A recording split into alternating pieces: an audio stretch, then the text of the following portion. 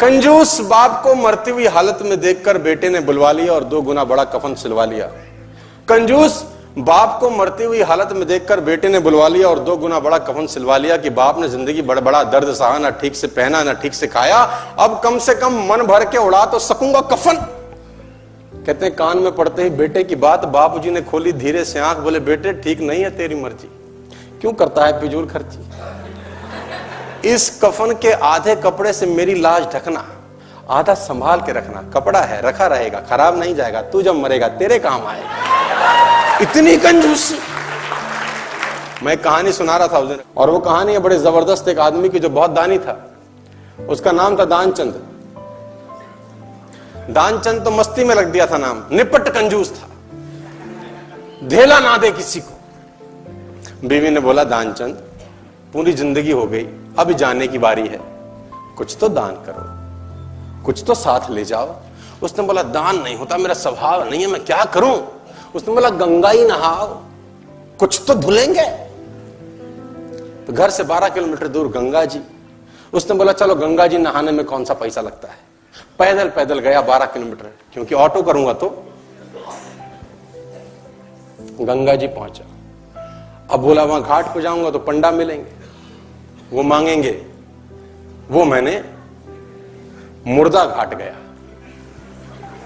कि वहां तो साला कोई झंझट नहीं, इतना कंजूस। अब कहते हैं कि भगवान को मस्ती सूझी। भगवान ने कहा ऐसा आदमी नहीं देखा। अब वो जैसे ही डुबकी मारने अंदर झुका, भगवान पंडा का रूप बना के सामने प्रकट हो गए। जैसे ही बाहर निकला, भगवान ने कहा जजमान की जय हो। उसने बोला तुम कौन हो। बोले हम पंडा हैं, बड़े संतोषी ब्राह्मण हैं, वैसे तो यहां कभी कभी आते हैं, तुम्हारे ऐसा भी कोई ना कोई कभी ना कभी आता है, साल साल भर का खाना दे जाता है। उसने बोला साल भर का हम तो नहीं दे सकते। बोला महीने का दे दो। बोला हम तो 1 दिन का भी नहीं दे सकते। तो भगवान ने बोला कुछ तो देना पड़ेगा, पंडा बन के आए थे, बोले कुछ तो। उसने बोला चलो 1 धेला देते हैं तुमको। उस जमाने में चलता था धेला।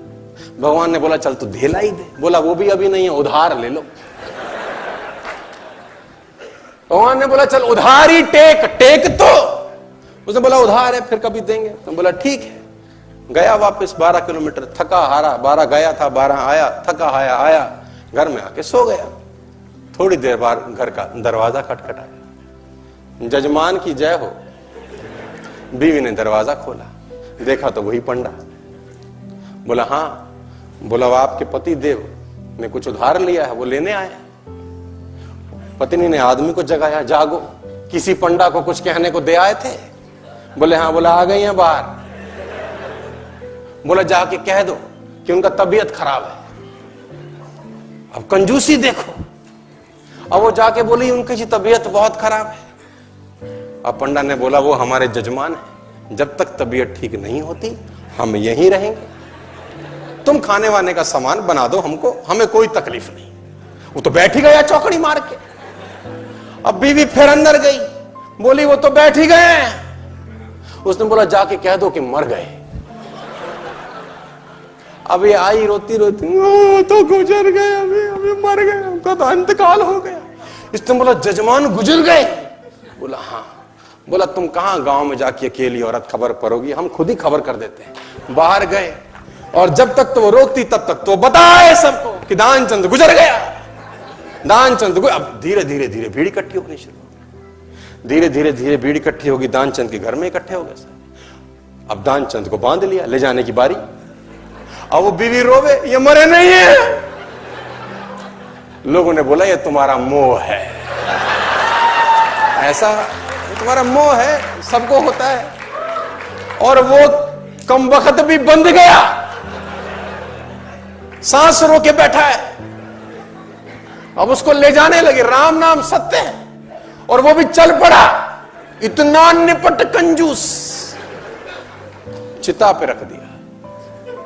भगवान ने बोला दुनिया हमसे हारती है, हम इससे हार गए। भगवान ने बोला ये मर जाएगा साला, कुछ देगा नहीं। भगवान ने बोला हम जजमान के कान में कुछ कहना चाहते हैं। लोगों ने बोला कह दो महाराज, अब तो बस तैयारी है।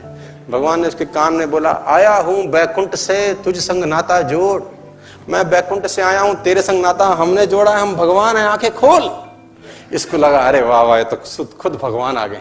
जैसी आंखें खोली, देखा सामने वही पंडा, फिर आंखें बंद कर ली।